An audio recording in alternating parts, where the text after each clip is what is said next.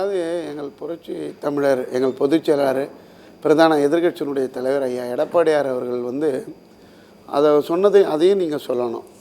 அதாவது திமுகவை எதிர்க்கிற அனைவரோடு, அதாவது வாக்குகள் சிந்தாமல் அதை திமுக எதிர்ப்பு வாக்குகளை ஒன்று சேர்க்கும் முயற்சியில் நான் ஈடுபடுகிறேன்னு சொல்லியிருக்கிறார். அதாவது தமிழ்நாட்டில் இருக்கிற அத்தனை கட்சிகளும் எந்த கட்சியும் தீண்டத்தகாத கட்சின்றதில்லை. தேர்தல் நேரத்துக்கு கூட்டணி வைத்துக்கொள்வது அவர்கள் கொள்கையை எப்பவுமே அவர்கள் விட்டு கொடுத்தது கிடையாது. தேர்தல் நேரத்தில் கூட்டணி வைத்துக்கொள்வார்கள், தேர்தலுக்கு பிறகு அவர்கள் இது பண்ணுவாங்க. இது வாடிக்கையாக நடந்து கொண்டு வருகிறது தான். இப்போது எங்களுடைய எடப்பாடியார் அவர்கள் வந்து டெல்லியில் எங்களுடைய அதிமுக அலுவலகத்தை காணொலி காட்சி மூலமா திறந்து வைத்தார். அதை இப்போது அலுவலகத்தை பார்வையிடத்துக்கு சென்றிருக்கிறார்.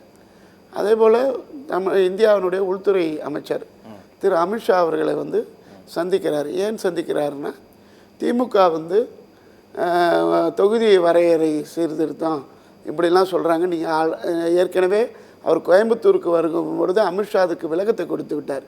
இப்போதுக்கு அது சாத்தியம் இல்லை, இப்போது அது நடக்காது அப்படின்னு சொல்லிட்டார். சொன்னதுக்கு பிறகும் திமுக அதை வைத்து அரசியல் செய்கிறது.